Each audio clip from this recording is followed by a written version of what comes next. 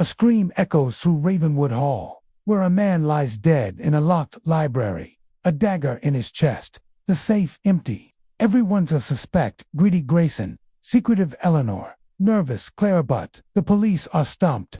Enter Miss Marple, a quiet old lady with a razor-sharp mind, with a fake jewel as bait and clues, like a hidden passage, a forged letter, and a torn glove. She unravels a web of greed and betrayal. Can she outsmart a cunning killer before they strike again? Dive into a cozy mystery where Miss Marple's unstoppable wit proves no secret is safe. Chapter 1. The Invitation to Ravenwood Hall. Miss Jane Marple sat in her cozy armchair by the window of her small cottage in St. Mary Mead. The late afternoon sun spilled over her garden, where roses bloomed in neat rows. She held a letter in her hands, its crisp paper creased from careful reading. The envelope, edged with a faint gold trim, bore the elegant handwriting of Lady Beatrice Langley, an old friend from years past. Miss Marple's sharp blue eyes scanned the words again, her mind already buzzing like a busy bee.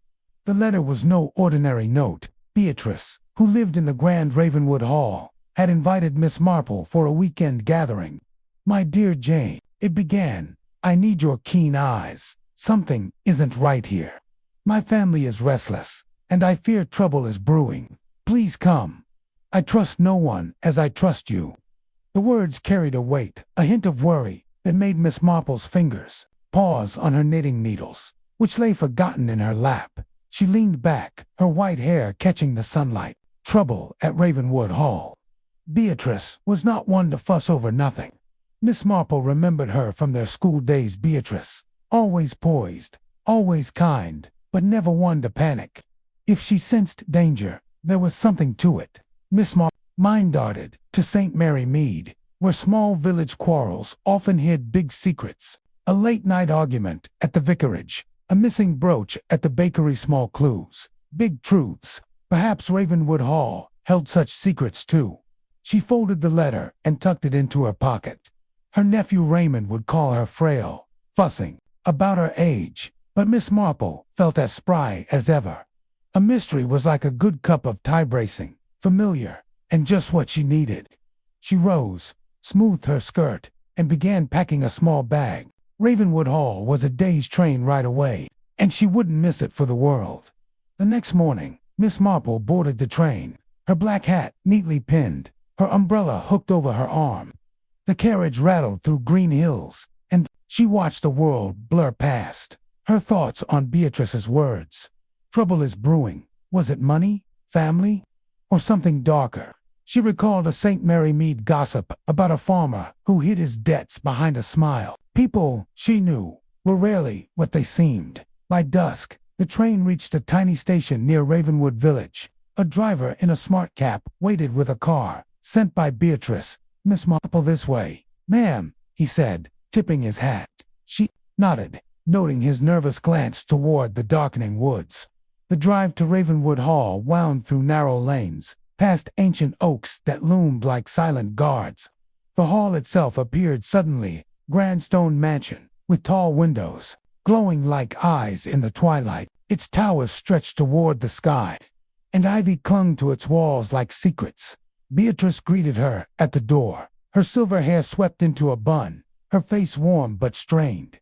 "Jane, you came," she said, clasping Miss Marple's hands. "I'm so glad. It's been too long."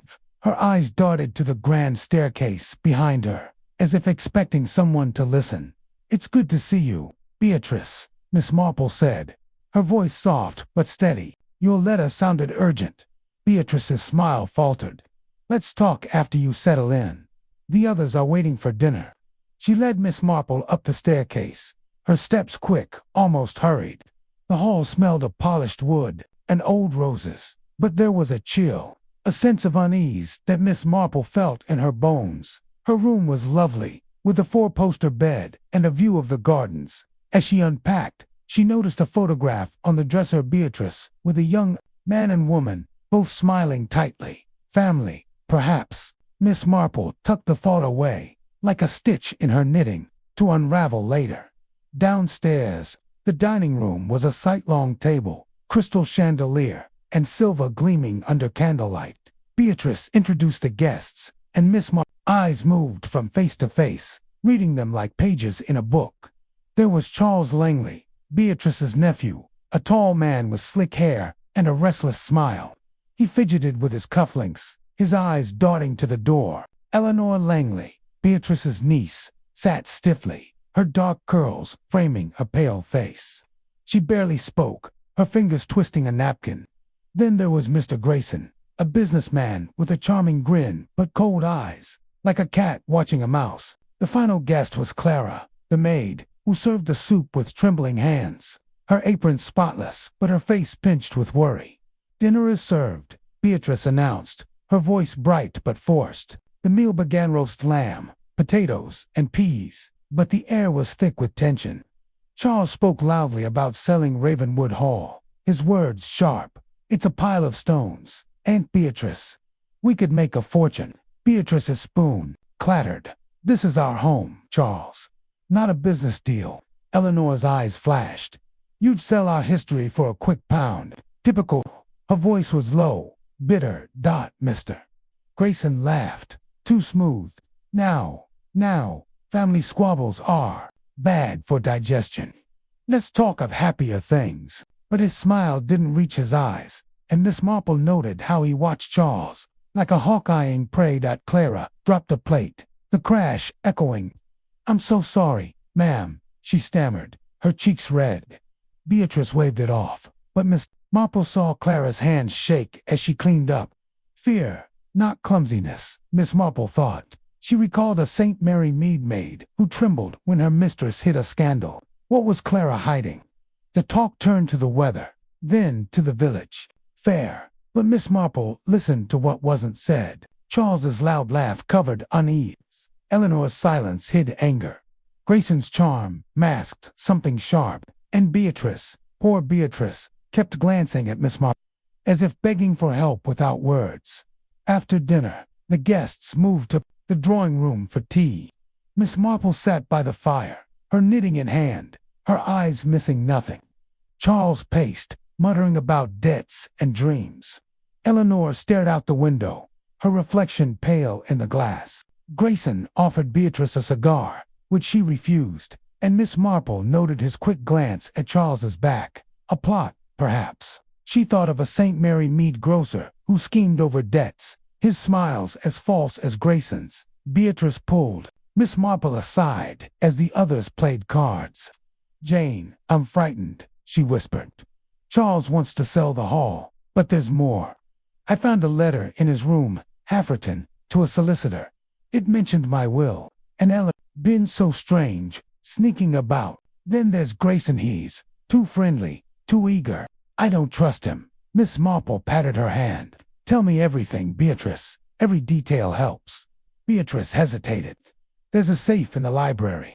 Family papers. My will. I caught Charles near it last week, and he lied about why. And Clara, she's been jumpy, dropping things, listening at doors. I don't know who to trust." Miss Marple nodded, her mind spinning like a wheel. A will, a safe, a restless family. She remembered a St. Mary Mead widow whose nephew coveted her savings, his greed plain in his shifty eyes. "Don't worry, Beatrice, I'll watch and listen. People always show their true selves, sooner or later." Beatrice sighed, relieved. "I knew you'd understand, Jane. You always see what others miss." As they rejoined the group, Miss Marple's eyes caught a small detail, torn corner of paper under Charles's chair, its edge singed as if someone tried to burn it. She bent to pick it up, pretending to adjust her shoe. The fragment had one word: inheritance. Her heart quickened. A clue, small but sharp, like a needle in her knitting. The evening ended with brandy and forced smiles.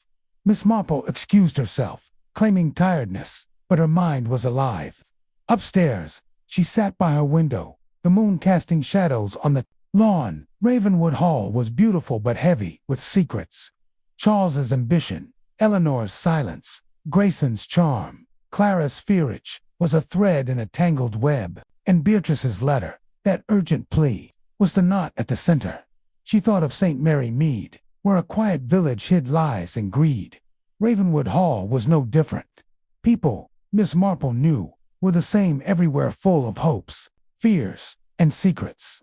She closed her eyes, not to sleep, but to think. Tomorrow, she'd watch closer, listen sharper. The letter, the safe, the torn paper, they were pieces of a puzzle, and Miss Marple, with her unstoppable mind, was ready to solve it. As the clock struck 10, a faint sound drifted through the hollow creak, like a door opening softly. Miss Marple's eyes opened. Someone was awake, moving in the shadows.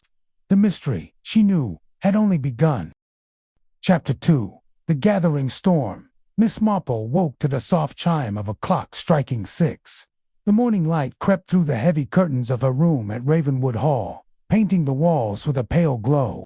She lay still for a moment, her mind already turning over the events of last night. The creak in the hall, the torn paper with inheritance scrawled on it, and Beatrice's worried whispers about her will. Something dark was stirring in this grand old house, and Miss Marple's sharp mind was ready to find it. She rose, slipped on her cardigan, and opened her window. The air was cool, carrying the scent of damp grass and roses from the garden below. In the distance, a gardener raked leaves, his movements slow, as if he too felt the weight of the house's secrets. Miss Marple thought of St. Mary Mead, where a gardener's gossip once revealed a thief. People, she knew, always let slip more than they meant to. At breakfast, the dining room was quieter than the night before. Beatrice sat at the head of the table, her hands folded tightly, her smile thin. Charles, her nephew, poked at his eggs, his face pale, and his eyes darting to the windows. Eleanor, the niece, sipped tea, her dark curls falling over a face that seemed carved from stone. Mr. Grayson, the businessman, was all charm, spreading jam on his toast with a wide grin, but his eyes flicked to Charles too often. Clara, the maid, moved like a shadow, pouring coffee with hands that still trembled. "Good morning, Jane," Beatrice said, her voice trying to be bright. "Did you sleep well?"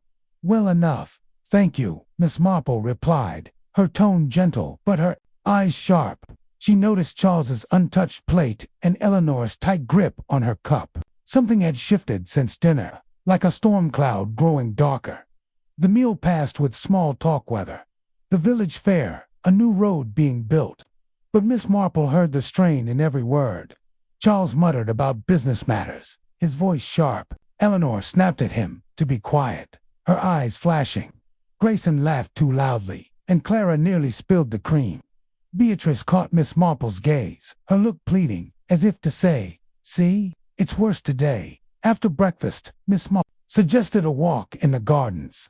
Beatrice agreed, eager to escape the heavy air of the house.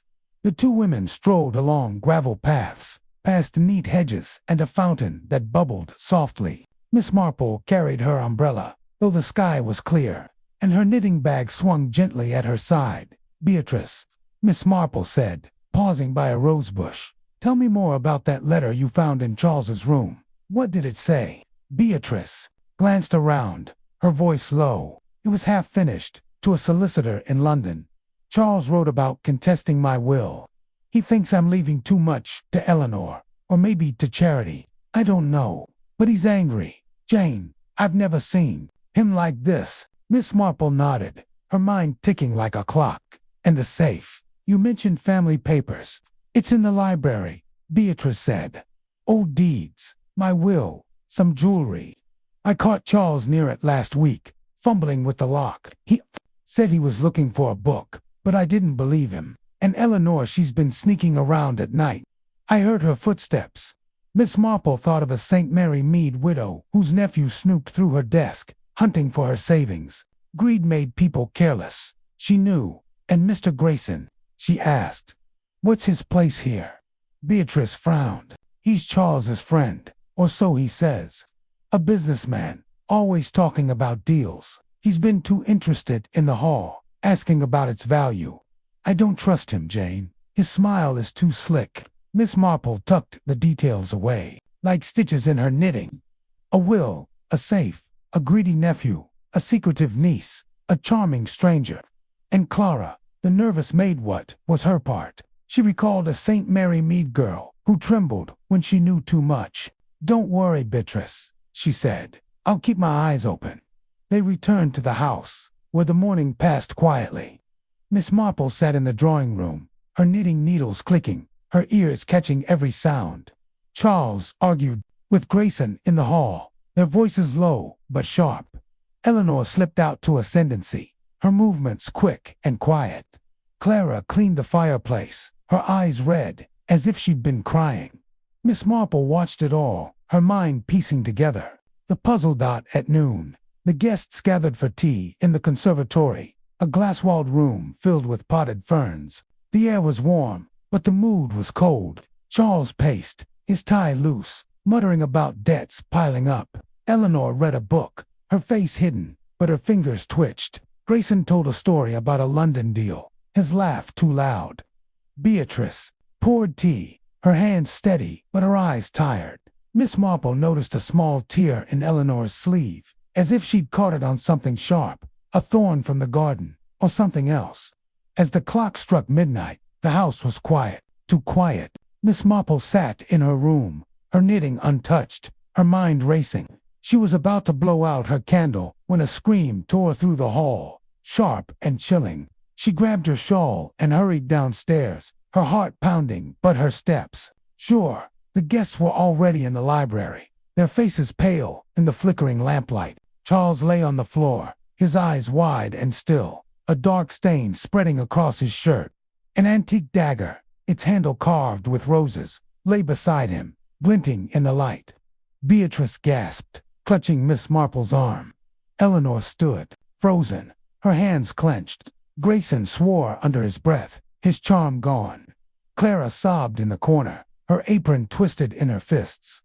Inspector Harrow, a gruff man with a mustache, arrived within the hour, his boots heavy on the oak floor. "Looks like a robbery," he said, eyeing the open window. "Thief came in, stabbed him, took what he could." He pointed to the desk, where papers were scattered, and the safe door hung open.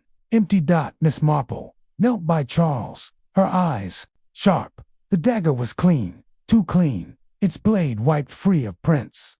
The window's latch was loose, but the sill was dust-free, as if no one had climbed through. She noticed a faint scratch on the floor, near the desk, like a hidden panel had been moved. Her mind flashed to a St. Mary Mead carpenter who hid stolen goods in a false wall. This was no robbery, she thought. This was planned. Who was here last? Inspector Harrow barked, his notebook out. Eleanor spoke first, her voice flat. "I was in bed.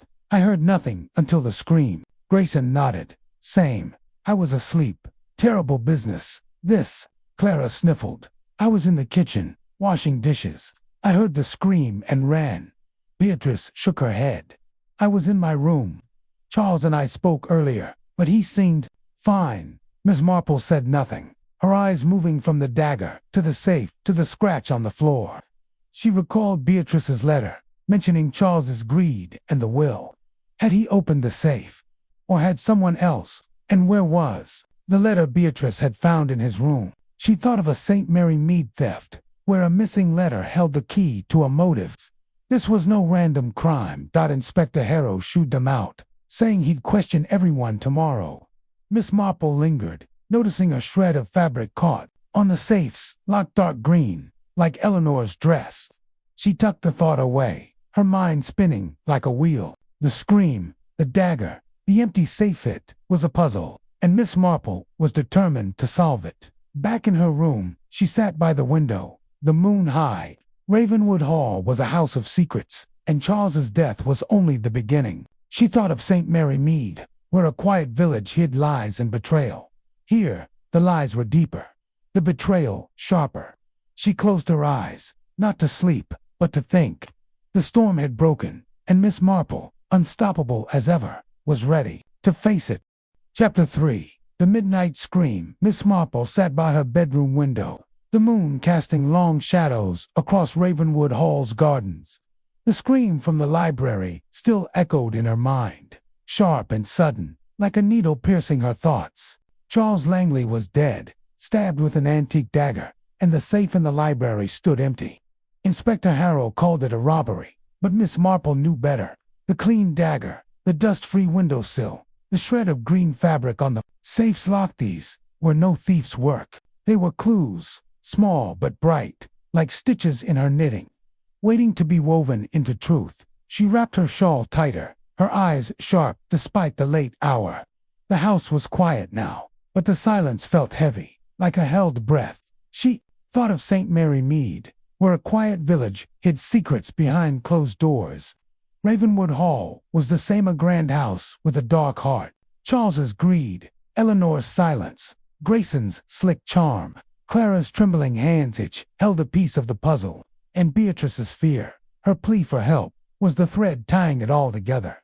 Miss Marple rose, her slippers soft on the floor, and lit a candle. She couldn't sleep, not with a mystery so close. She opened her door and stepped into the hall, the flame flickering in the draft. The house creaked, old and restless, as if whispering its secrets. She moved toward the library, her steps careful, her ears catching every sound. A floorboard groaned under her weight, and she paused, remembering a St. Mary Mead thief who used creaky boards to cover his tracks. Was someone else awake, watching?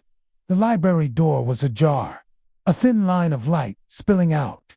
Inspector Harrow had left a constable to guard the scene, but the young man was slumped in a chair, snoring softly. Miss Marple slipped inside, her candle casting shadows on the bookshelves.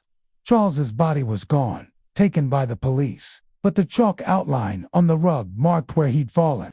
The dagger was gone too, bagged as evidence, but the desk remained, its papers scattered like leaves after a storm. She knelt by the desk, her eyes scanning the mess. A pen lay crooked, its ink smudged, as if Charles had been writing when he was attacked. She pictured him, restless and greedy, penning a letter about Beatrice's will, just as Beatrice had said. But where was that letter now? She recalled the torn paper from dinner, the word inheritance scrawled on it. Was it the same letter, or something else? Her mind darted to a St. Mary Mead shopkeeper who burned a note to hide his debts. Fire left traces, she knew, and so did secrets. She moved to the safe, its door still open, its shelves bare. The shred of green fabric she'd seen earlier was gone, taken by the police or someone else. She ran her finger along the lock, feeling a faint scratch, like a key forced too hard. The safe was old, its hinges stiff, but the lock looked new, recently replaced. She thought of a St. Mary Mead locksmith who changed a lock to hide a theft. Had someone tampered with this one? A soft thud came from the hall, and Miss Marple froze, her candle steady. She blew it out, her heart quick but calm, and stepped behind a curtain. Footsteps approached, light and quick, then stopped. A shadow moved across the doorways, small, hesitant. Clara, the maid, appeared, her apron twisted in her hands, her face pale in the moonlight. She glanced at the sleeping constable, then crept up to the desk, her fingers brushing the papers. Miss Marple watched, her breath slow. Clara wasn't cleaning, she was searching. Her hand shook as she lifted a notebook, then dropped it, her eyes wide with fear. She muttered something, too soft to hear, and hurried out, her footsteps fading. Miss Marple stepped from the curtain, her mind racing. Clara knew something, just like a St. Mary Mead girl who saw a crime and stayed quiet. But what? She lit her candle and examined the notebook Clara had touched. It was Charles's, filled with numbers, debts perhaps, or business deals. One page had a name circled, Grayson. Miss Marple's lips tightened. The charming businessman was no stranger to Charles, it seemed. She tucked the notebook back, careful to leave it as she found it. The police would miss it, she knew, but she would, and single quotes to morning came, gray and damp, with rain tapping the windows. At breakfast, the mood was grim. Beatrice's eyes were red, her hands clasped tightly. Eleanor stared at her plate, her green dress matching, the fabric shred creased and worn. Grayson tried to lighten the air, joking about the weather, but his laugh was hollow. Clara served tea, her hands steadier now, but her eyes avoided Miss Marple's. Inspector Harrow joined them, his notebook out, his mustache bristling. "We've questioned the village," he said. "No strangers were seen last night, The killer's likely in this house. His eyes swept the table, lingering on Grayson, then Eleanor. Anyone cared to confess? Silence fell, thick and heavy. Beatrice spoke first, her voice shaky. Charles was troubled. But who would do this? Eleanor's head snapped up. You think I'd hurt my own cousin? That's mad. Her voice was sharp, but her hands trembled. Grayson leaned back, his smile tight. Inspector, I was in bed. You've got no proof otherwise. Clara dropped a spoon, the clatter loud. Sorry, she mumbled, scurrying to pick it up. Miss Marple watched her, noting the quick glance she threw at Eleanor. Fear or guilt? Harrow grunted. The safe was emptied, papers, jewelry, all gone. And that dagger, it's from this house. Someone here knew where to find it. He turned to Beatrice. You said Charles was near the safe last week. Was he after your will? Beatrice paled. I don't know. He was family. I trusted him. Miss Marple sipped her tea, her eyes on Eleanor's dress. The tear in the sleeve was gone, stitched up, but the green fabric was unmistakable. She thought of a St. Mary Mead seamstress who hid a stolen pin in her hem. Had Eleanor been near the safe? And why was Clara searching the desk? After breakfast, Miss Marple slipped into the library again, while Harrow questioned Grayson upstairs. The room felt colder now, the chalk outline stark against the rug. She examined the windowsill again, her fingers tracing the latch. No dust, no mud, no sign of an outsider. The scratch on the floor caught her eye again, near the bookshelf. She pressed it gently, and a panel clicked, revealing a narrow gap, a hidden compartment, empty now, but big enough for papers or a dagger. Her heart quickened. A St. Mary Mead carpenter once built a false wall to hide stolen silver.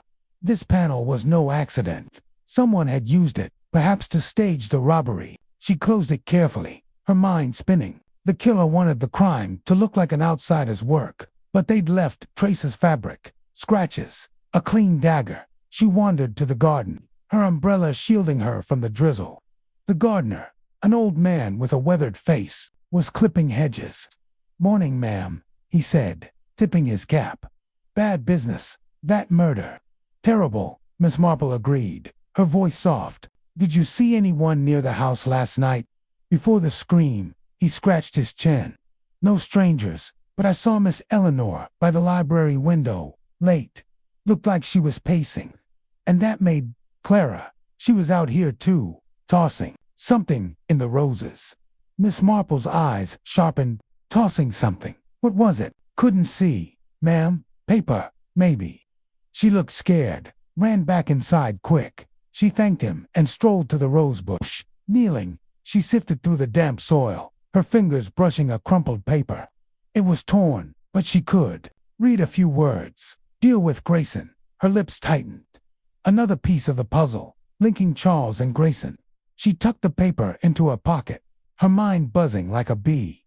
Back inside, she found Beatrice in the drawing room, her face pale. Jane, the police think it's one of us. I can't believe it. Miss Marple patted her hand. Don't lose heart, Beatrice. Truth has a way of showing itself. She didn't mention the paper or the hidden panel, not yet. She thought of a St. Mary Mead gossip who spilled a secret over tea. Patience, she knew, would unravel this knot. As evening fell, the house grew tense, like a storm about to break. Miss Marple sat by the fire, her knitting needles clicking, her eyes missing nothing. Eleanor's stitched sleeve, Clara's nervous glances, Grayson's too easy smile. They were all threads in a tangled web. The scream, the dagger, the empty safe, they pointed to a plan, clever but flawed. And Miss Marple, with her quiet, unstoppable mind, was ready to pull those threads apart. Chapter 4. Shadows of Motive. Miss Marple sat in the drawing room of Ravenwood Hall, her knitting needles clicking softly, the fire casting a warm glow on her white hair. The house was quiet, but the air felt thick, like a fog hiding secrets. Charles Langley's murder lingered like a shadow, his body stabbed with an antique dagger.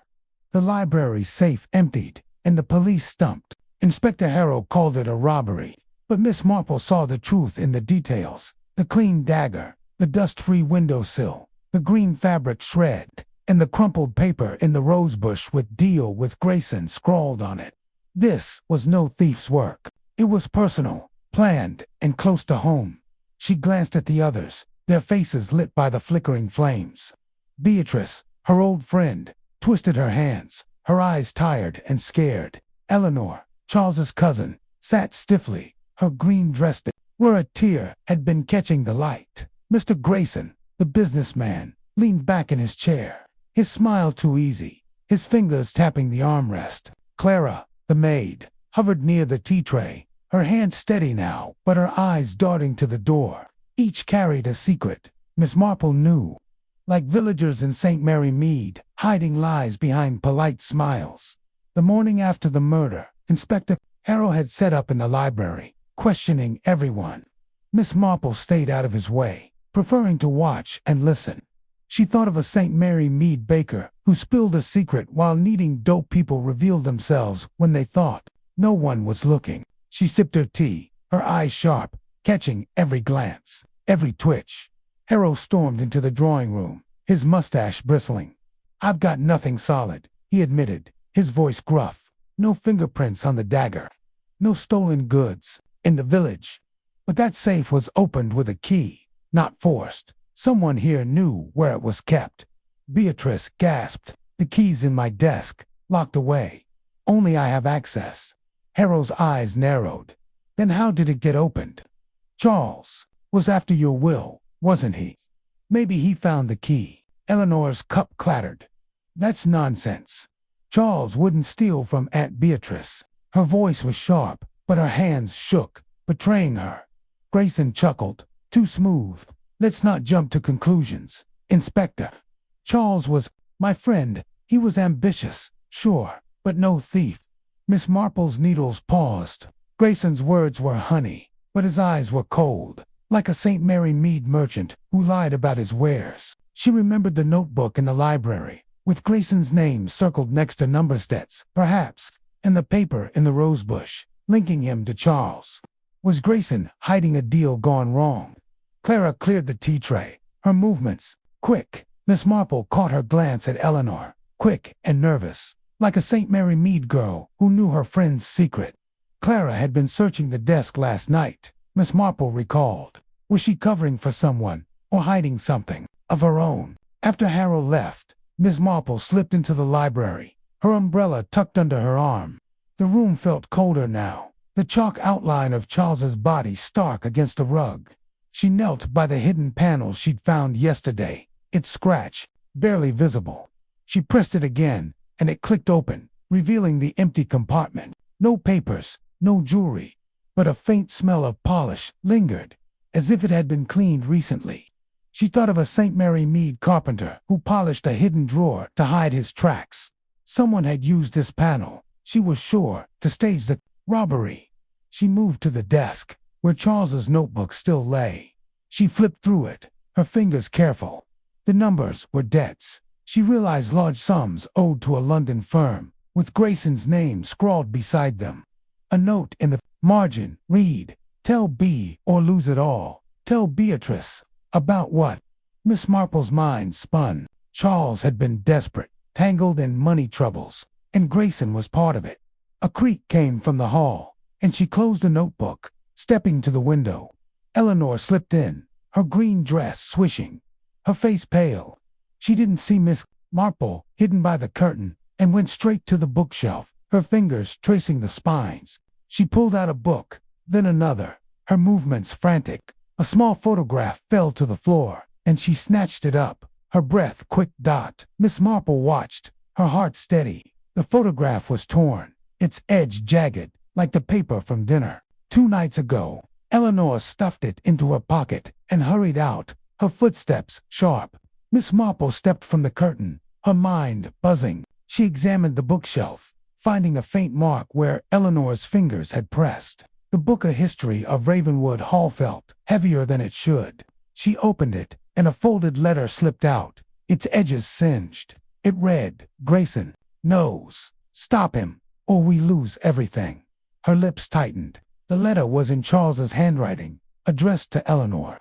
"Grayson knows what?" She tucked the letter into her knitting bag, her mind racing like a St. Mary Mead gossip piecing together a scandal. Eleanor and Charles had been hiding something, and Grayson was at the center. She left the library and wandered to the garden, the drizzle gone but the air still damp. The rosebush where she'd found the crumpled paper caught her eye. She knelt, pretending to admire the flowers, and sifted through the soil again. Her fingers brushed a small key, its metal cold and new. The safe's key? No, it was smaller, perhaps for a drawer or a box. She pocketed it, thinking of a St. Mary Mead widow whose nephew hid a key to steal her savings. This key, she knew, was another piece of the puzzle. At lunch, the mood was grim. Beatrice barely ate, her eyes fixed on the table. Eleanor picked at her food, her face drawn, the photograph's outline faint in her pocket. Grayson talked too much, his charm forced, joking about London business. Clara served silently, but her eyes lingered on the keyhole of Beatrice's desk across the room. Miss Marple sipped her soup, her mind weaving the clues together. Grayson's debts, Eleanor's photograph, Clara's searching, the hidden key. After lunch, she approached Clara in the kitchen, where the maid was scrubbing pots. "Clara," Miss Marple said, her voice gentle, "you seem troubled. Is there something you'd like to tell me?" Clara's sponge stopped, her hands trembling. I don't know anything, ma'am. I just do my work." Miss Marple smiled, soft but firm. "In St. Mary Mead, a girl like you once saw something she shouldn't. She was scared, but telling the truth set her free." Clara's eyes filled with tears. "I saw Miss Eleanor in the library. Before it happened, she was arguing with Mr. Charles about money. I didn't mean to listen, but they were loud. She said, 'You'll ruin us.' Then she left, and I heard him lock the door." Miss Marple nodded, her heart quick. "Thank you, Clara. You've done the right thing." She patted the girl's hand, her mind spinning. Eleanor and Charles, arguing over money. The locked door, the hidden panel, the singed letter. It was all connected, but how? She returned to the drawing room, where Beatrice sat alone, her face pale. "Jane, I'm lost," Beatrice whispered. "Charles is gone, and I feel the walls closing in. What if the killer strikes again?" Miss Marple took her hand. "Don't fear, Beatrice. I'm here, and I'll find the truth." She didn't mention the key or the letter, not yet. She thought of a St. Mary Mead widow who trusted her to unravel a theft. Patience, she knew, would reveal the killer. As evening fell, Inspector Harrow called everyone to the library. "I've got a theory," he said, his voice sharp. "Charles opened the safe himself, looking for the will. Someone caught him, panicked, and stabbed him. But who?" His eyes lingered on Eleanor, then Grayson. Eleanor stood, her voice cold. "You're wrong. I loved my cousin. I'd never hurt him." Grayson shrugged, his smile tight. "I'm a businessman, not a killer. Check my room if you want." Miss Marple watched, her needles clicking. Harrow was close, but he missed the details, the panel, the letter, the key. She thought of a St. Mary Mead puzzle, where small clues led to big truths. The shadows of motive were clear now. Greed, fear, and betrayal. Eleanor's argument, Grayson's debts, Clara's secrets, they pointed to a plan, clever but flawed. And Miss Marple, with her unstoppable mind, was one step closer to unraveling it. Chapter 5. The Locked Room. Puzzled Miss Marple sat in her room at Ravenwood Hall, the morning light filtering through the curtains, casting soft patterns on the floor. Her knitting lay untouched in her lap, her mind too busy unraveling the threads of Charles Langley's murder. The library, locked from the inside, the antique dagger, the empty safe, the green fabric shred, the singed letter, and the small key she'd found in the rosebush all, pointed to a clever plan, not a random crime. Inspector Harrow called it a robbery, but Miss Marple saw the truth in the details. Like a St. Mary Mead puzzle, where small clues hid big lies. She sipped her tea, her sharp blue eyes tracing the room's edges. The locked library door nagged at her. Harrow said it was suicide or an impossible crime, but Miss Marple knew people were rarely so tidy with their secrets. She thought of a St. Mary Mead locksmith who once rigged a door to fool a thief. The library's lock, the dust-free windowsill, the hidden panel, They were pieces of a trick, and she was determined to solve it. Downstairs, the house was tense, like a tightly wound clock. Beatrice sat in the drawing room, her face pale, her hands twisting a handkerchief. Eleanor, Charles's cousin, stared out the window, her green dress crisp, but her eyes tired. Mr. Grayson, the businessman, paced, his charm fading, his fingers drumming nervously. Clara, the maid, cleared breakfast dishes, her movements quick, her glances darting to Eleanor. Miss Marple watched them all, her needles clicking softly, catching every twitch, every look. Inspector Harrow burst in, his notebook flapping. The lock on the library door was intact, he said, his voice gruff. No one broke in. Charles locked it himself, or someone inside did. Suicide's looking likely, but the missing papers and jewelry don't add up. He glared at the group.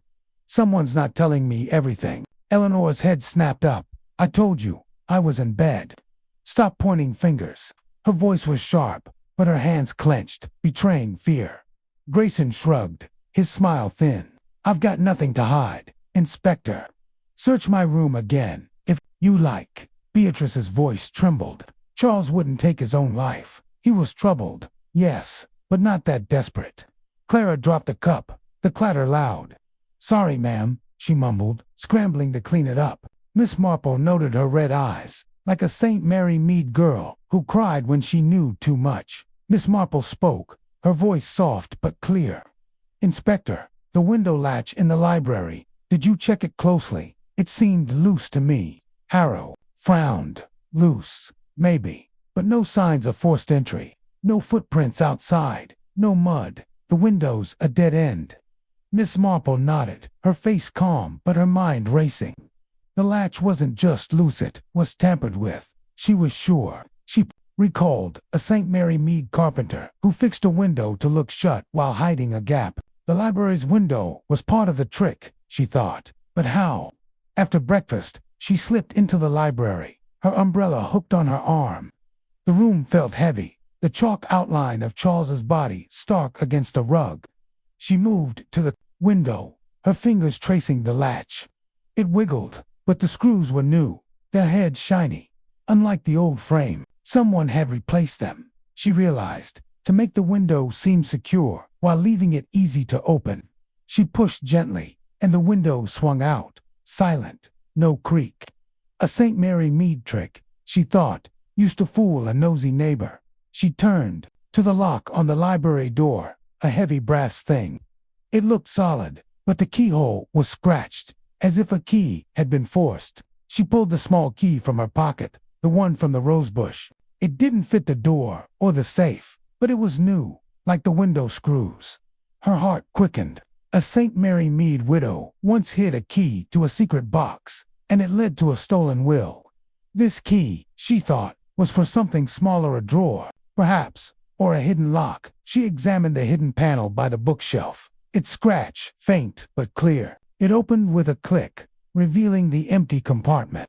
She ran her fingers along its edges, finding a tiny notch, just big enough for the key. She tried it, and the key turned, unlocking a smaller, hidden drawer inside the panel. Inside was a single paper, folded tightly, with Charles's handwriting. Grayson's deal is a lie. Tell Beatrice, or he'll take it all. Miss Marple's lips tightened. The note confirmed her suspicions. Charles and Grayson were tied to a shady deal, and Charles had planned to expose it. She tucked the paper into her knitting bag, next to the singed letter from yesterday. The pieces were falling together, like a St. Mary Mead quilt stitched from scraps. Grayson's debts, Eleanor's argument with Charles, the hidden panel. They pointed to a motive deeper than greed. A soft step behind her made her turn. Clara stood in the doorway, her apron twisted, her eyes wide. Miss Marple, what are you doing here? Her voice was a whisper, scared.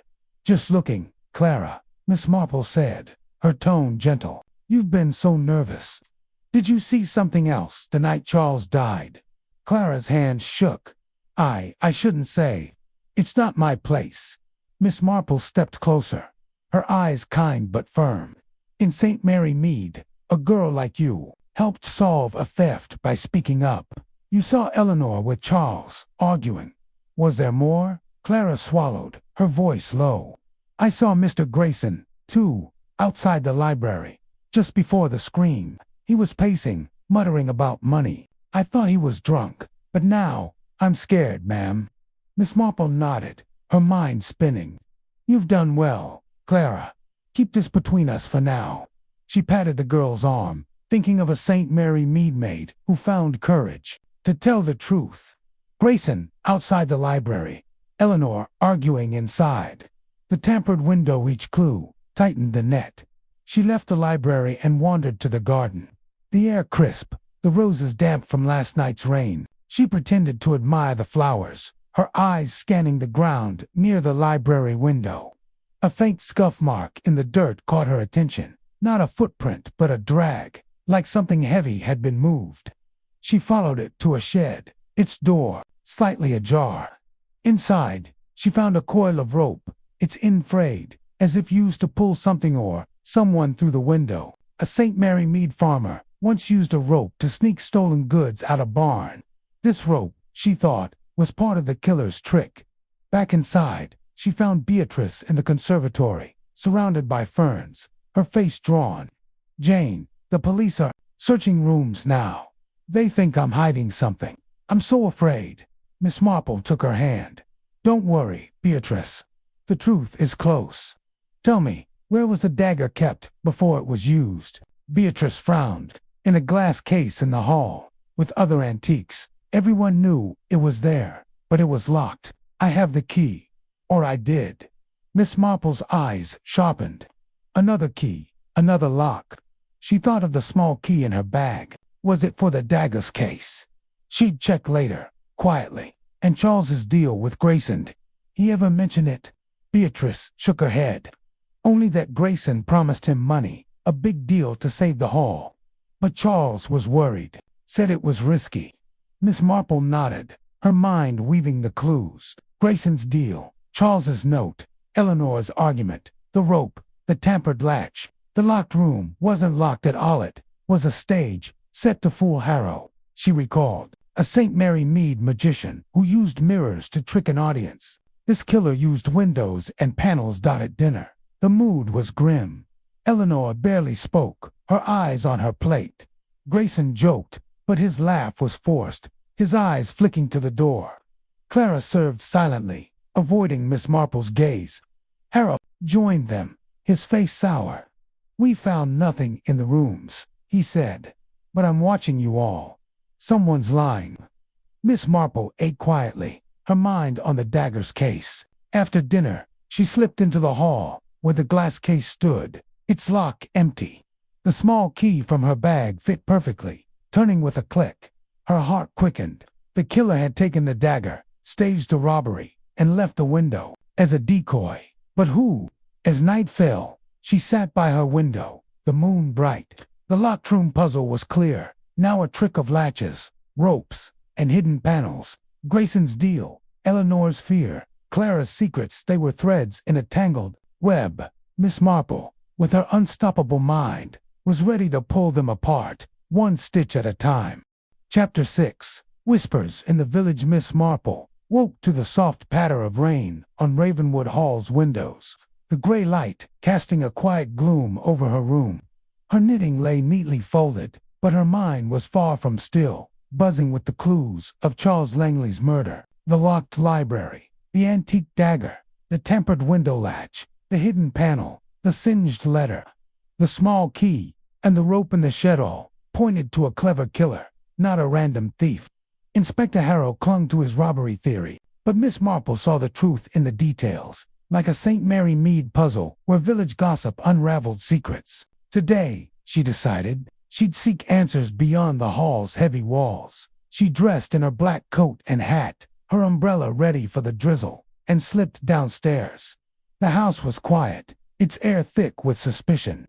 Beatrice sat in the drawing room, her face pale, her hands clutching a teacup. Eleanor, Charles's cousin, read a book, her green dress crisp but her eyes distant.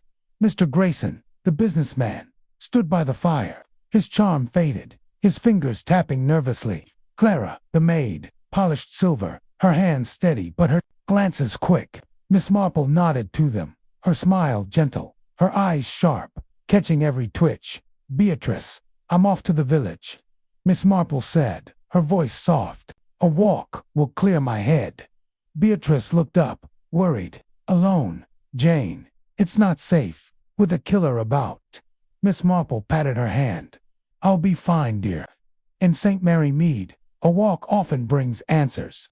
She didn't mention her plan to listen to village talk, where tongues wagged freer than in the hall. The village of Ravenwood was a short walk, its cobbled streets lined with stone cottages and a small shop. The rain had stopped, leaving puddles that reflected the gray sky. Miss Marple stepped into the shop, its bell jingling. The shopkeeper, a round woman with bright eyes, greeted her warmly. "Morning, ma'am. You're from the hall, aren't you? Terrible business. That murder." "Terrible indeed," Miss Marple said, picking up a tin of biscuits. "The village must be buzzing with talk." The shopkeeper leaned in, her voice low. "Oh, it is. Folks say Charles Langley was in deep with money troubles. Owed a fortune to some London Mangerson, was it? They were seen arguing at the pub last week, loud as thunder." Miss Marple's heart quickened, but her face stayed calm. "Arguing? About what?" "Money, debts, some deal gone sour," the shopkeeper said, wiping the counter. "And that maid Carucci's Bernard came in yesterday, all jumpy, buying matches. Said she needed them for the hall.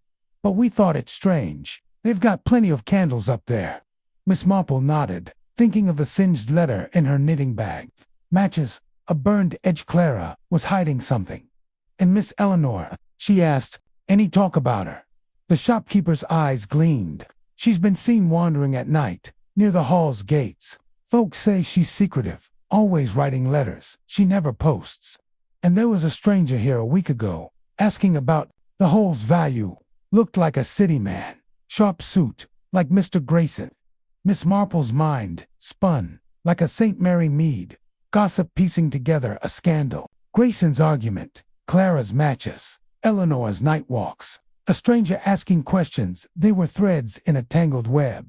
She thanked the shopkeeper, bought the biscuits, and stepped outside, her umbrella tapping the ground. She wandered to the pub, a cozy place with a low ceiling and a crackling fire. The barman, an old man with a limp, nodded as she ordered tea. "You're staying at the hall?" he asked, setting down a cup. "Bad business with young Charles." "Very bad," Miss Marple agreed, her voice gentle. "I heard he argued here recently." The barman's eyes narrowed. "Aye, with that Grayson fellow. Charles was shouting about a deal. Said Grayson tricked him. Something about selling the hall to cover debts. Grayson laughed it off, but his eyes were hard, like he was hiding something." Miss Marple sipped her tea, her mind racing. The note in the hidden drawer, "Grayson's deal is a lie," matched the barman's story. Charles had uncovered Grayson's scheme, and it cost him his life. She thought of a St. Mary Mead farmer who fought over a bad deal and ended up betrayed. "Anyone else with Charles that night?" she asked. The barman scratched his chin. "Clara was here, fetching ale for the hall. She looked scared, kept glancing at Charles, and Miss Eleanor came by earlier, dropped a letter in the postbox, then took it back, like she changed her mind." Miss Marple's lips tightened. Eleanor's unposted letters, Clara's fear, Grayson's lies, they were clues, bright as St. Mary Mead's village gossip. She thanked the barman and left, her umbrella shielding her from a fresh drizzle. On the way back, she passed the churchyard, where a groundskeeper raked leaves. She paused, her eyes catching a glint in the grass, a button green and shiny, like one from Eleanor's dress. She knelt, pretending to tie her shoe, and pocketed the button. It matched the fabric shred from the safe, she was sure. A St. Mary Mead seamstress once lost a button while hiding stolen goods. Was Eleanor sneaking near the library, or somewhere else? The button, the letter, the matches they pointed to. A plan, clever but flawed. Back at Ravenwood Hall, the air was heavier, like a storm waiting to break. Beatrice met her in the hall, her face drawn. "Jane, the police found nothing in Grayson's room, but they're watching Eleanor now. She's furious, says they're wrong. Miss Marple nodded, her mind on the button. Let them watch, Beatrice. The truth will show itself. She didn't mention her finds not yet. Patience, she knew, was her strength in the library. She checked the hidden panel again, her fingers tracing the notch where the small key had fit. The drawer was empty now, but she noticed a faint mark on the wood, like a fingerprint smudged in polish. She thought of Clara, buying matches, and the singed letter. Had Clara burned something to hide it? She recalled a St. Mary Mead maid who burned a note to protect her mistress. Clara's fear was real, but whose secret was she guarding? At lunch, the mood was grim. Eleanor barely spoke, her fingers twisting a napkin. Grayson joked about the rain, but his eyes darted to the door, like a St. Mary Mead merchant caught in a lie. Clara served soup, her hands trembling again, avoiding Miss Marple's gaze. Inspector Harrow joined them, his notebook out. We're checking the village for stolen goods, he said. But I think the killer's here, hiding in plain sight. Eleanor's eyes flashed. You're wasting time. I didn't touch Charles. Grayson leaned back, his smile tight. Nor I. You've got no proof, Inspector. Miss Marple ate quietly, her mind weaving the clues. The village gossip, Grayson's argument, Clara's matches, Eleanor's letters. The stranger matched the evidence. In her bag, the button, the key, the singed letter, the rope. They pointed to a staged crime, with the locked room as the trick. She thought of a St. Mary Mead magician who used props to fool an audience. This killer used windows, panels, and lies. After lunch, she slipped into the hall, where the glass case for the dagger stood. The small key from the rose bush had fit its lock, she remembered. She checked it again, finding a faint scratch inside, like someone had fumbled with it in a hurry. A St. Mary Mead thief once scratched a lock while stealing a brooch. The dagger, she realized, was taken deliberately, not in a panic. She found Clara in the kitchen, scrubbing pots. Clara, Miss Marple said, her voice kind. You bought matches in the village. Were they for burning something? A letter, perhaps.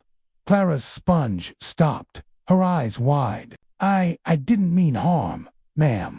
Miss Eleanor asked me to burn a paper. Said it was private, from Charles. I didn't read it, I swear. Miss Marple nodded, her heart quick. You've helped more than you know, Clara. She thought of a St. Mary Mead girl who burned a note to hide a scandal. Eleanor was covering her tracks, but why? As evening fell, Miss Marple sat by the fire, her needles clicking. The village whispers had tightened the net. Grayson's deal, Eleanor's secrets, Clara's fear, the locked room, the dagger, the safety were a performance, staged to hide the truth. Miss Marple, with her unstoppable mind, was ready to pull back the curtain, one clue at a time. Chapter 7. The missing letter revealed. Miss Marple sat in the conservatory of Ravenwood Hall, the morning sun filtering through the glass walls, warming the potted ferns around her. Her knitting needles clicked softly, but her mind was sharp, piecing together the clues of Charles Langley's murder. The locked library, the antique dagger, the tempered window latch, the hidden panel, the singed letter, the small key, the rope, and the green button all pointed to a clever killer hiding in plain sight. Village gossip had tied Grayson to a shady deal, Eleanor to secret letters, and Clara to burned evidence. Inspector Harrow still chased his robbery theory, but Miss Marple saw the truth in the details, like a St. Mary Mead puzzle where small lies hid big crimes. The house was quiet, but tension hung like a fog.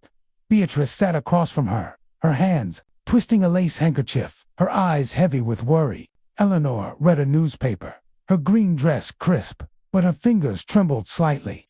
Grayson stood by the window, his usual charm replaced by a tight frown, his eyes scanning the garden.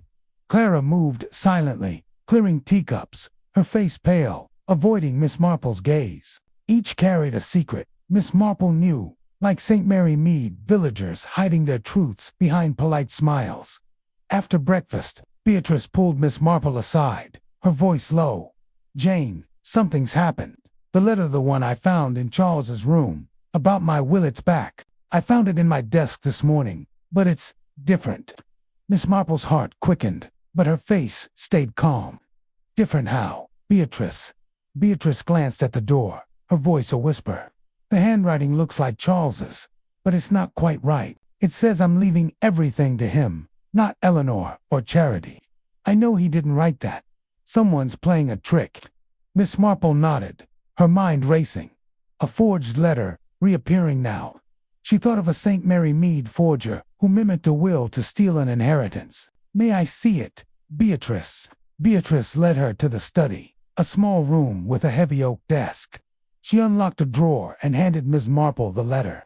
The paper was crisp, the ink fresh, the handwriting close to Charles's but too neat, too careful. Miss Marple compared it to the singed letter in her knitting bag, the one from the hidden panel.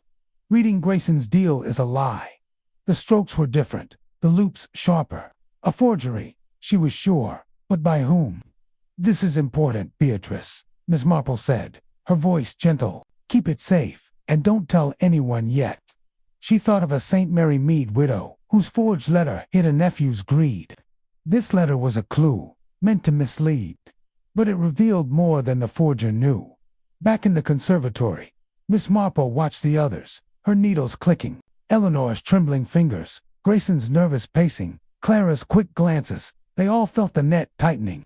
She recalled Clara's confession about burning a paper for Eleanor, and the village gossip about Eleanor's unposted letters. Was Eleanor the forger, covering her tracks? Or was Grayson, with his shady deal, pulling the strings? She slipped into the library, her umbrella tucked under her arm, to check the desk where Clara had searched. The scattered papers were gone, tidied by the police, but a faint ink smudge remained on the blotter. She pressed it gently, revealing a partial word. Well, someone had written something here, perhaps the forged letter, in a hurry. A St. Mary Mead clerk once left an ink smudge that betrayed a forged check. This smudge, she thought, was no accident. A soft step made her turn. Clara stood in the doorway, her apron twisted, her eyes wide. Miss Marple, you're always here, she said, her voice shaky. Do you know something? Miss Marple smiled, kind but firm. I'm just looking, Clara. You burned a paper for Miss Eleanor, you said. Was it like the one in Charles's room? Clara's face paled. I didn't read it, ma'am, I swear. She gave it to me that night, before the screen.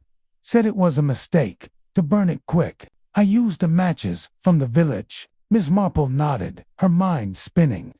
The singed letter she'd found wasn't the one Clara burned. It was hidden in the panel, safe from flames. So what had Clara destroyed? A draft of the forgery. She thought of a St. Mary Mead maid who burned a love letter to hide a scandal. You've helped, Clara, she said. Stay quiet for now. Clara nodded, tears in her eyes, and scurried off. Miss Marple pocketed her knitting, her thoughts on the forged letter. It was a bold move, meant to point suspicion at Charles, to make him seem greedy. But the forger had slipped, using fresh ink and a too-perfect hand. She wandered to the garden, the air cool, the roses bright, despite the gloom. She paused by the shed, where she'd found the rope, its door still ajar. Inside, she noticed a small box, tucked behind a shovel. It was locked, but the small key from the rosebush fit perfectly. Clicking open to reveal a single paper receipt, signed by Grayson, for a consulting fee to Charles, dated a week ago. Miss Marple's lips tightened. The receipt tied Grayson to Charles's money troubles, just like the village gossip and the singed letter. A St. Mary Mead merchant once hid a receipt to cover a bad deal. This, she thought, was the heart of the motive. Back inside, she found Beatrice in the drawing room, her face drawn. Jane, the police are questioning Eleanor again. They found a pen in her room, with fresh ink. They think she wrote something. Miss Marple's eyes sharpened. A pen, you say? Interesting. She didn't mention the forged letter or the receipt, not yet. She thought of a St. Mary Mead girl, caught with ink on her fingers, hiding a forged note. Eleanor was clever, but not clever enough. At lunch, the mood was heavy, like a storm about to break. Eleanor ate little, her eyes darting to Grayson, who forced a smile, his charm gone. Clara served silently, her hands steady now, but her face was pale. Inspector Harrow joined them, his notebook out. "We're closing in," he said, his voice sharp. "That pin in Miss Eleanor's room, it's got ink, matching the smudge on the desk. Care to explain, Miss Langley?" Eleanor's fork clattered. "I write letters, Inspector. That's no crime." Harrow's eyes narrowed. "Letters about what? The will, maybe." Eleanor stood, her voice cold. "You're grasping at straws." "I loved Charles." Grayson chuckled. "Too loud. Let's not fight, folks. The police will sort it out." Miss Marple sipped her tea, her mind weaving the clues. The forged letter, the ink smudge, the receipt, the burned paper. They pointed to Eleanor and Grayson, working together or against each other. She recalled a St. Mary Mead couple who schemed over money, their lies unraveling under pressure. The forged letter was a trap, meant to confuse, but it had backfired, revealing the forger's hand. After lunch, she slipped into Eleanor's room while the others were with Harrow. The room was tidy, but a small desk held a blotter with fresh ink marks, like the one in the library. Under a book, she found a scrap of paper, its edge torn, with a single word: inheritance. It matched the torn paper from the first night, but its ink was new, like the forged letter. Miss Marple pocketed it, her heart quick. Eleanor was writing, forging, hiding. Why? She returned to the drawing room, where Beatrice waited, her eyes red. "Jane, I'm scared. If Eleanor's involved, what does it mean?" And Grayson he's, to calm, to sly. Miss Marple patted her hand. "Don't fear, Beatrice. The truth is near." She didn't mention the scrap or the receipt. Patience, she knew, would unravel the knot. As evening fell, Miss Marple sat by the fire, her needles clicking. The forged letter was a bold move, but its flaws, fresh ink, careful handwriting, betrayed the forger. Eleanor's pen, Grayson's receipt, Clara's burned paper. They were threads in a tangled web. The locked room, the dagger, the safe, it was all a stage, set to hide a motive of greed and betrayal. Miss Marple, with her unstoppable mind, was ready to pull those threads apart, one stitch at a time. Chapter 8. A trap set in motion. Miss Marple sat by the fire in Ravenwood Hall's drawing room, her knitting needles clicking softly, the flames casting a warm glow on her white hair.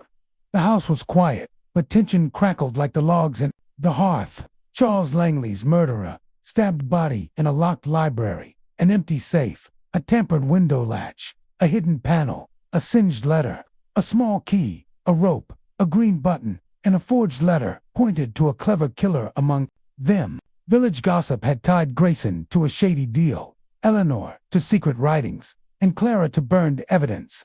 Inspector Harrow chased his robbery theory, but Miss Marple saw the truth in the details. Like a St. Mary Mead puzzle where small clues unraveled big lies. Tonight, she would set a trap to catch the guilty. The afternoon was gray, with rain tapping the windows. Beatrice sat across from her, her face pale, her hands twisting a handkerchief. Eleanor read a book, her green dress neat, but her eyes flicked nervously. Grayson stood by the window, his charm gone, his fingers drumming the sill. Clara cleared tea trays, her hands steady but her face tight. Miss Marple watched them all, her eyes sharp, catching every glance, every twitch, like a St. Mary Mead gossip spotting a lie. At tea, Miss Marple leaned toward Beatrice, her voice low but clear enough for the others to hear. "Beatrice, dear, have you checked the safe lately? I heard there's a lost family heirloom, a ruby brooch, wasn't it? Worth a fortune, they say." Beatrice blinked, confused, but caught Miss Marple's slight nod. "Oh, yes, the brooch. I haven't seen it in years. It's probably in the safe, with the papers." Eleanor's book slipped, her eyes darting to Beatrice. Grayson's fingers froze on the sill, his smile stiff. Clara's tray rattled, a spoon clinking loudly. Miss Marple's heart quickened, but her face stayed calm. The brooch was a fiction, a St. Mary Mead trick she'd used once to flush out a thief. If the killer thought a valuable was in the safe, they might act, revealing themselves. After tea, Miss Marple slipped into the library, her umbrella tucked under her arm. The room felt colder. The chalk outline of Charles's body faded, but stark. She checked the safe, its door still open, its shelves empty. The hidden panel by the bookshelf caught her eye, its notch barely visible. She pressed it, revealing the empty drawer where she'd found the singed letter. Grayson's deal is a lie. She thought of the forged letter Beatrice found, its ink to fresh, its handwriting to neat. The trap was set, and now she'd watch. She returned to the drawing room, where Inspector Harrow was questioning Grayson. "You and Charles had a deal," Harrow said, his mustache bristling. "Debts, a London firm, sound familiar." Grayson's smile was tight. "Business, Inspector. Nothing illegal." "Charles was my friend," Harrow grunted. "Friends don't end up stabbed. And that receipt we found in your room, a consulting fee to Charles, smells like a payoff." Miss Marple's needles paused. The receipt, she'd found it in the shed, but Harrow must have searched Grayson's things. Her trap was working already, stirring suspicion. She thought of a St. Mary mead merchant caught with a hidden ledger. Grayson's charm was cracking. Eleanor stood, her voice sharp. "You're wasting time, Inspector. Charles was greedy, but I didn't touch him." Clara dropped a cup, her face red. "Sorry," she mumbled, scrambling to clean it. Miss Marple noted her glance at Grayson, quick and scared. Clara knew something, like a St. Mary mead girl hiding a friend's secret. As evening fell, Miss Marple lingered in the hall, near the glass case where the dagger had been kept. The small key from the rosebush had fit its lock, she remembered, and the scratch inside showed a hurried hand. She pretended to adjust her shawl, her eyes on the staircase. Footsteps came, soft and quick. Grayson, heading to the library, his face tense. She followed, silent as a shadow, her heart steady. In the library, Grayson knelt by the safe, his fingers fumbling with the lock. He didn't notice Miss Marple in the doorway, her umbrella shielding her from view. He muttered, "The brooch, if it's here." He opened the safe, finding nothing, and cursed under his breath. His eyes darted to the hidden panel, and he pressed it, revealing the empty drawer. His shoulders slumped, but his hand brushed the bookshelf, dislodging a small paper map, crudely drawn, showing a path from the library window to the shed. Miss Marple's lips tightened. The map tied the rope in the shed to the window latch, confirming her theory. The locked room was a trick. She thought of a St. Mary mead magician who used props to fool an audience. Grayson's reaction to the brooch showed greed or fear. She slipped away before he turned, her mind spinning. Back in the drawing room, Beatrice was alone, her eyes red. "Jane, I'm frightened. The police are watching everyone, but what if they miss something?" Miss Marple patted her hand. "Don't worry, Beatrice. The truth is close." She didn't mention Grayson's search or the map, not yet. Patience, she knew, was her strength. At dinner, the mood was grim. Eleanor ate little, her eyes on Grayson, who forced a laugh, joking about the rain. Clara served silently, her hands trembling again. Harrow joined them, his notebook out. "We're checking the shed," he said. "Found rope there, frayed, like it was used for something heavy." "Care to explain, Mr. Grayson?" Grayson's fork paused. "Rope? I don't know anything about that." Eleanor's eyes flashed. "You're always poking around. Grayson, what's your game?" Miss Marple sipped her soup, her mind on the map. The rope, the window latch, the hidden panel, they were Grayson's tools, she thought, to stage the crime. But Eleanor's forged letter, her argument with Charles, where did she fit? A St. Mary mead couple, once schemed together, their lies, unraveling under pressure. Were Grayson and Eleanor partners, or enemies? After dinner, Miss Marple slipped into the study, where Beatrice's desk stood. She checked the drawer, finding the forged letter again. Its ink matched the smudge in Eleanor's room, and the torn scrap with inheritance she'd found. She thought of Clara's confession, burning a paper for Eleanor. The forged letter was Eleanor's work, she was sure, meant to frame Charles as greedy. But why? She wandered to the garden, the moon bright, the roses silver in the light. Near the shed, she found another clue, a torn glove, green, like Eleanor's dress, caught on a thorn. It smelled faintly of polish, like the hidden panel. Miss Marple's heart quickened. Eleanor had been here, perhaps hiding the rope, or something. Elsa St. Mary Mead seamstress once lost a glove while stealing lace. This glove, she thought, was no accident. She returned to the house, her knitting bag heavy with clues, a singed letter, the small key, the green button, the torn scrap, the receipt, and now the glove. Each pointed to a motive: greed, fear, betrayal, Grayson's deal, Eleanor's forgery, Clara's silence. They were threads in a tangled web. In Mont, Miss Marple sat by the fire, her needles clicking. Beatrice joined her, her face pale. "Jane, did your brooch trick work? You seemed purposeful." Miss Marple smiled softly. "It stirred things up, Beatrice. People show themselves when they're greedy." She didn't mention Grayson's search or Eleanor's glove. Her trap had worked, revealing Grayson's desperation and Eleanor's secrets. The house grew quiet, the air heavy with suspicion. Miss Marple's trap had shaken the guilty, and the clues were piling up: mat, glove, forged letter, the locked room, the dagger, the safe. It was a clever performance, but flawed. Miss Marple, with her unstoppable mind, was ready to unravel it, one stitch at a time. Chapter 9. The Unstoppable Mind. Miss Marple sat in the drawing room of Ravenwood Hall, the fire casting a warm glow on her white hair, her knitting needle still in her lap. The air was thick with tension, like a storm about to break. Charles, Langley's murderer, stabbed body in a locked library. An empty safe, a tampered window latch, a hidden panel, a singed letter, a small key, a rope, a green button, a forged letter, a receipt, a map, and a glove had woven a web of clues. Village gossip, Clara's confessions, and Miss Marple's trap with the fake ruby brooch had tightened the net around the guilty. Tonight, she would unravel the mystery, proving her mind was unstoppable. The guests gathered, their faces pale, in the flickering light. Beatrice sat by the fire, her hands trembling, her eyes fixed on Miss Marple. Eleanor, in her green dress, sat stiffly, her fingers twisting a napkin. Mr. Grayson leaned against the mantel, his charm gone, his eyes darting to the door. Clara, the maid, stood in the corner, her apron twisted, her face tight with fear. Inspector Harrow stood by the window, his notebook out, his mustache bristling. Miss Marple's trap had stirred the guilty, and now it was time to reveal the truth.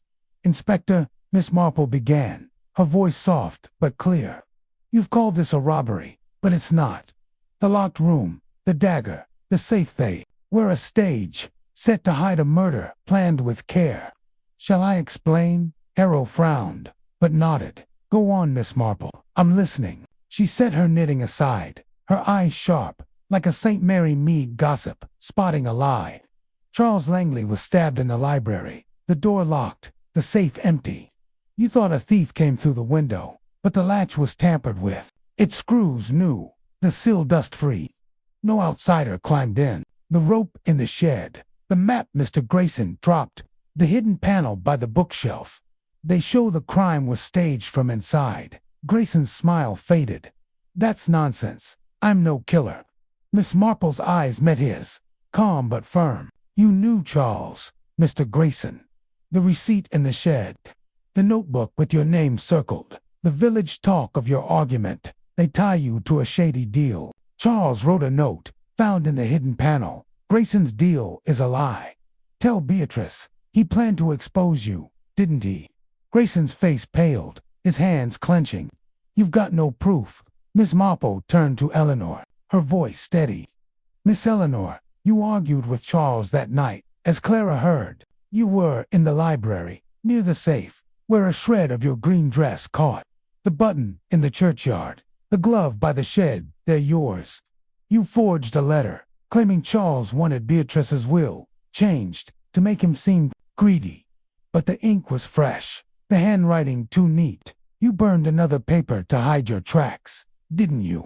Eleanor's napkin fell, her eyes wide. I didn't kill him. I loved Charles." Miss Marple nodded, her mind weaving the clues like a St. Mary Mead quilt. "I believe you, Eleanor, but you knew too much. Charles and Grayson had a deal to sell Ravenwood Hall, a deal built on lies. Charles wanted out, threatened to tell Beatrice. You feared losing your inheritance, so you helped Grayson cover the crime." Harrow's eyes narrowed. "Helped how?" Miss Marple. She pointed to the library, her voice calm. The locked room was a trick. Grayson used the rope to pull the window shut from outside, making it seem locked.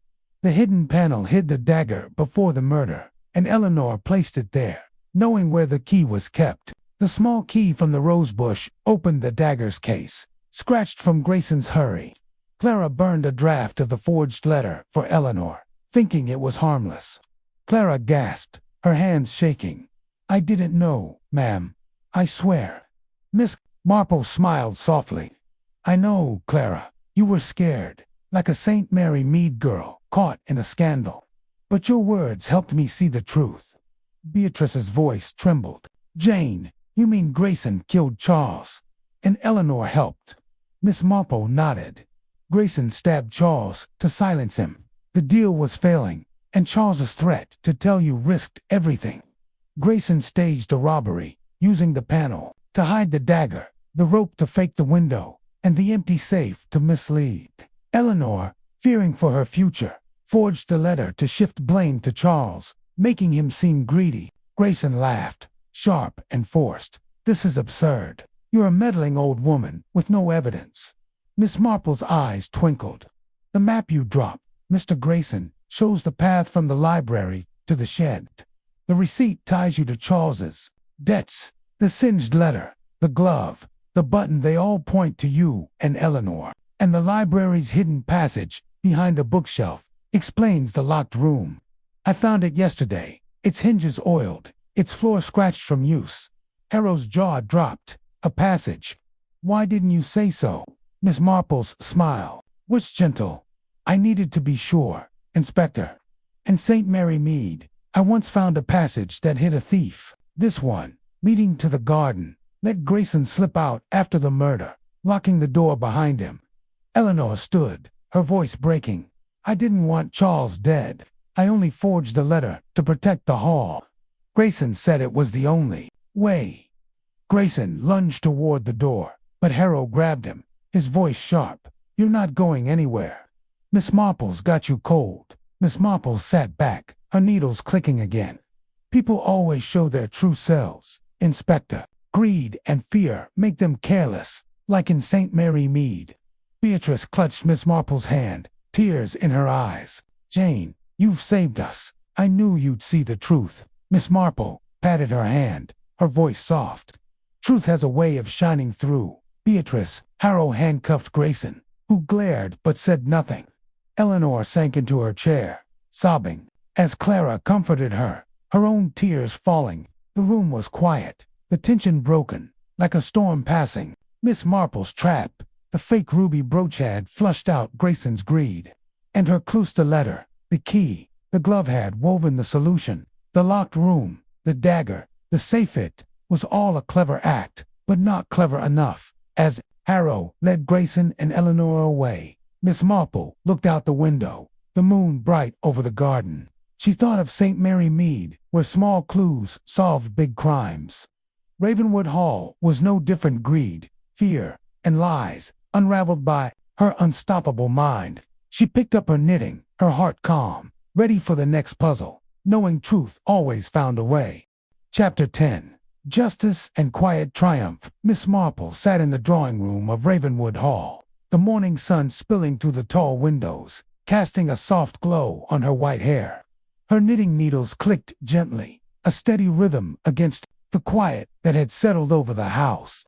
The storm of Charles Langley's murder had passed, its secrets unraveled by her sharp mind. The locked library, the antique dagger, the tampered window latch, the hidden panel, the singed letter, the small key, the rope, the green button, the forged letter, the receipt, the map, and the glove had led to Grayson, the scheming businessman, and Eleanor, his reluctant accomplice. Miss Marple's trap, the fake ruby brooch, had flushed out their guilt, and her clues had woven the truth.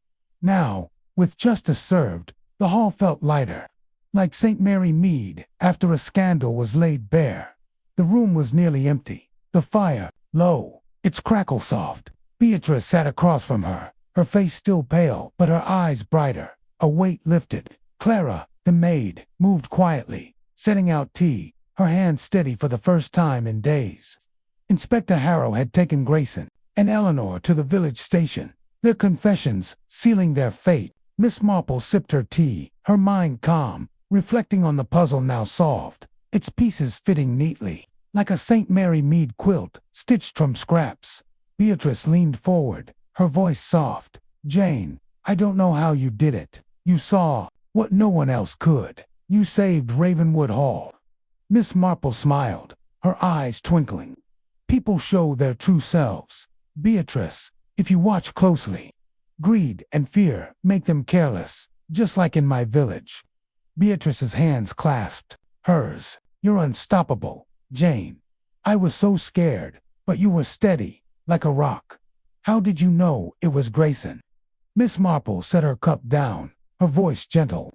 "It was the clues, dear, small things that spoke loud. The receipt in the shed tied Grayson to Charles's debts.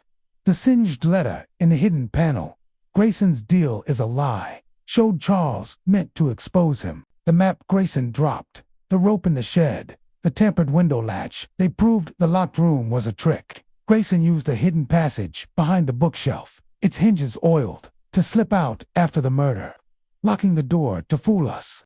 Beatrice's eyes widened. "And Eleanor, I can't believe she helped him." Miss Marple nodded, her needles clicking. "Eleanor was scared, not evil.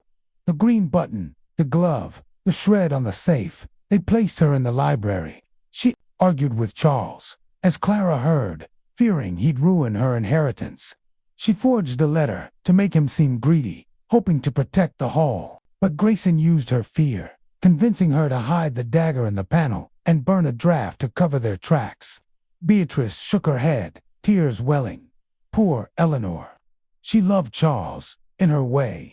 "Yes," Miss Marple said, her voice kind. "Love and fear can twist people, like in St. Mary Mead, where a girl once lied to save her family. Eleanor's confession will lighten her sentence, I think." Clara paused, her tray steady, her face soft. "Miss Marple, I'm sorry. I didn't speak sooner. I was so scared, burning that paper for Miss Eleanor." Miss Marple smiled, patting her hand. "You did right in the end, Clara, like a St. Mary Mead girl who found courage to tell the truth.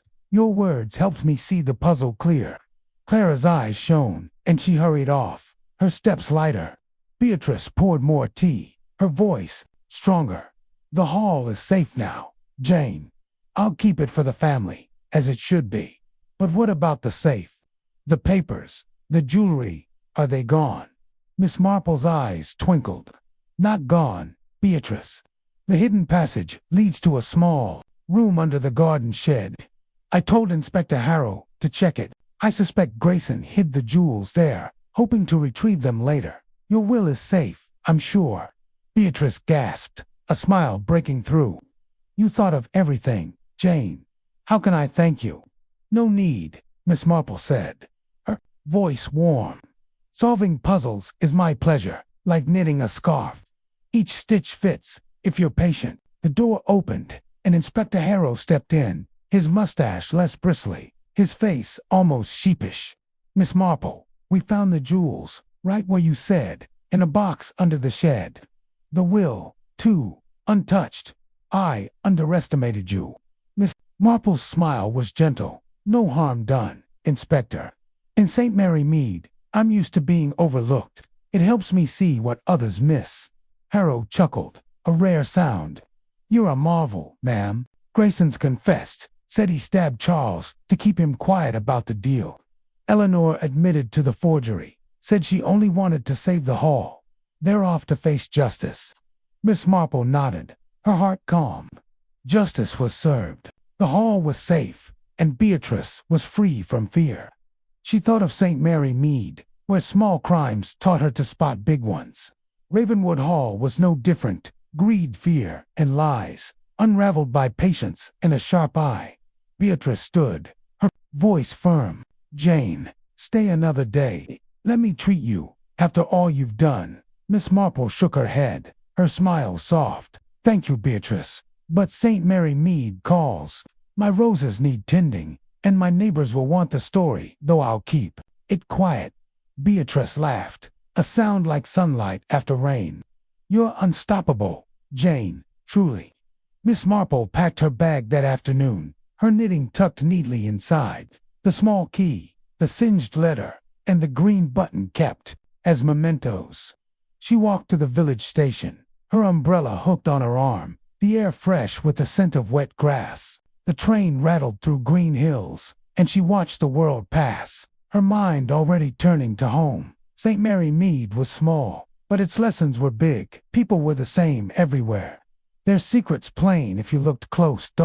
At her cottage, she lit the fire, her roses blooming outside. She sat in her armchair, her knitting in hand, and thought of Ravenwood Hall, the locked room, the dagger, the forged letter. They were a puzzle, solved by her unstoppable mind. She smiled, her needles clicking, knowing human nature never changed, and neither did her knack for seeing through it. The village was quiet, but gossip would soon stir. Tales of Miss Marple's triumph, whispered over tea. She didn't mind. Let them talk, she thought. Truth was her reward, and Ravenwood Hall had proved her unstoppable, one clue at a time.